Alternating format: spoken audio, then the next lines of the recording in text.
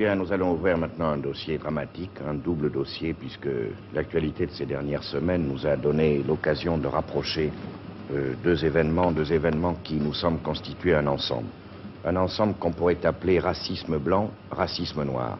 Le racisme blanc, qui est beaucoup d'actualité en ce moment, ce n'est pas pour une fois aux États-Unis que nous l'avons trouvé, mais c'est beaucoup plus près de chez nous, dans un pays où on ne s'attendait pas à le découvrir, en Angleterre.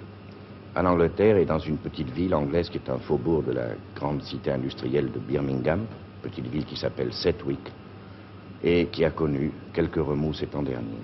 Je voudrais vous dire que ce reportage que vous allez voir a été réalisé par une équipe de journalistes et de réalisateurs de 5 colonnes à la une, Jean-Christophe Averti et Maurice Sévenot, mais il a été réalisé à la demande de la BBC et il est passé, avant de passer ici, en anglais, en version anglaise bien entendu, sur les antennes de la BBC dans l'émission Panorama, qui est un peu le 5 colonnes anglais. Et je crois que ainsi ce reportage, comme vous pourrez en juger tout à l'heure, témoigne de deux choses. D'une part de cette forme de racisme que nous ne connaissions pas, mais aussi de l'extraordinaire objectivité d'une grande télévision qu'est la BBC, et c'est une occasion de lui tirer notre chapeau. Mais avant de voir ce reportage, vous allez voir un autre document qui illustre, lui, un phénomène assez nouveau en Amérique, mais qui pourrait faire parler de lui de plus en plus dans les jours qui viennent. C'est ce qu'on pourrait appeler le racisme noir. Ce racisme noir, il existe à Harlem et chez cette association que l'on appelle, vous le savez, les Black Muslims, les musulmans noirs. Alors, regardez, nous sommes à Harlem.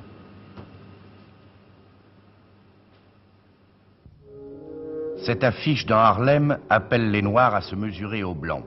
Cet appel, à peine dissimulé à la violence, c'est la fameuse et inquiétante organisation des Black Muslims, les musulmans noirs, qui le lance. Les Black Muslims ont un chef, que vous voyez ici de dos, M. Muhammad, mais c'est leur chef spirituel. Car leur véritable chef, fanatique et décidé, c'est l'homme qui se fait appeler Malcolm X. Pourquoi X? Eh bien parce que Malcolm estime que son nom a été donné à ses ancêtres esclaves par les maîtres blancs et qu'il veut répudier tout ce qui vient des Blancs. C'est ce même racisme à rebours qui avait poussé Malcolm X à refuser jusque-là toute interview à un journaliste blanc. À cette règle, il vient de faire exception en répondant aux questions de notre confrère britannique Russell Spur.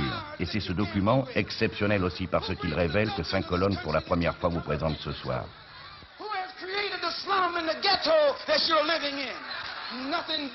And since the American white man has used his control over the press and over the textbooks and over all forms of media to make it appear that he has done us a favor by bringing us here and enslaving us, then the Honorable Elijah Muhammad has to rewrite history or retell history.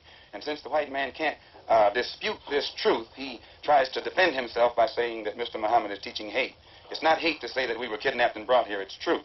It's not hate to say that we were Jim Crow, discriminated and segregated, it's truth.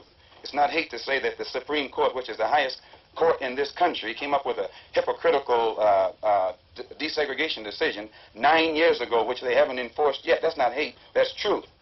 You're quoted as having said when an airliner crashed with a number of white people on board that you were glad it happened.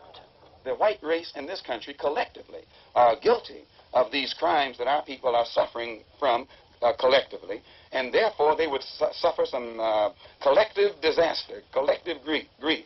And when that plane crashed in France with 130 white people on it, and we learned that 120 of them were from the state of Georgia, the state that my own grandfather's was a slave in, why, to me, it couldn't have been anything but an act of God, a blessing from God, and I frankly and sincerely pray for similar blessings from him to repeat themselves as often as he can spare them. But I take it then you support the freedom-loving attempts of the peaceful marchers in Alabama and these places. You don't get freedom peacefully. Freedom is never safeguarded peacefully. Anyone who is depriving you of freedom isn't deserving of a peaceful approach by the ones who are being deprived of their freedom. And when black people in this country come out from under the mental straitjacket that the Negro clergymen have placed them in, and begin to see that the only way you can get freedom is to get it the same way the white man in this country got it from England, or he says he got it from England. He was willing to pay the price for freedom. When you're willing to pay the price for freedom, then you get it. But the Negro in this country has never been willing to pay the price for his freedom. All of the price that we have been paying in the past has been freedom for the white man. We fought abroad so that the white man in America could be free today to sick police dogs on us, to beat our people in the heads with police clubs, and to turn water hose on little women and children and babies simply because they want to walk down the street like decent human beings. Now, the only way you can have peace is to eliminate those injustices, and the American white man is not going to eliminate them. He's going to talk that pretty talk, but he'll still continue to practice those inhuman deeds. You got the Honorable Elijah's message yourself behind prison walls.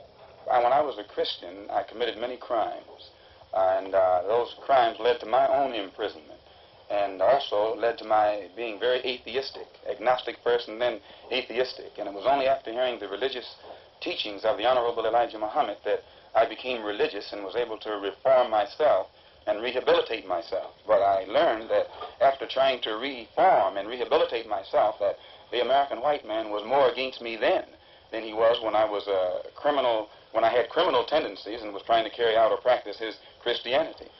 Do you blame Christianity for your crimes?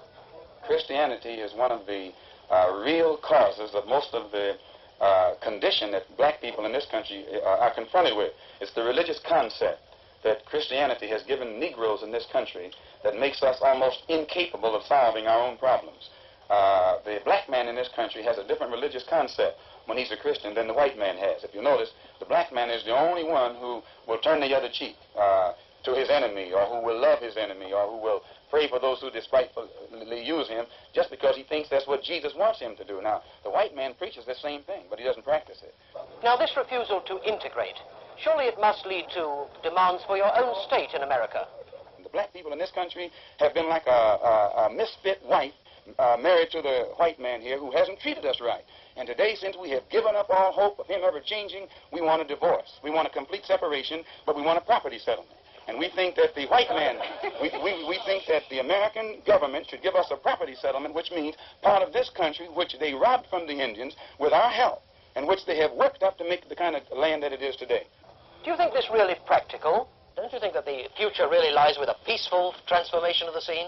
If the American government, the Supreme Court, the President of the United States, the Congress and the Senate, and all these white liberals have said that they're for integration, and these Negroes haven't gotten any more integration than they have, well, that's more impractical than separation. Practical means that which you can practice. And if the Supreme Court and the Army and the Navy and the government and the President are supposed to be for integration and you still can't get it, why, good night. You can't get this, impossible. But we can get separation overnight because we already have it.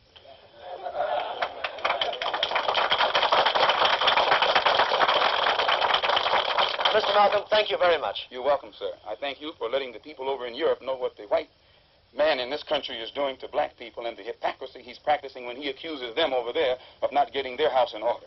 20 million black people in this country have been just as thoroughly colonized by the American white man in a more shrewd, modern way than all of the colonized people in Angola, South Africa, or any other part of this world. But the white man over here hides his own dirt by constantly pointing toward Britain and France and Portugal and these other countries and accusing them of being colonial powers when he mastered colonialism before those countries ever knew what it was. Thank you very much. Thank you, sir.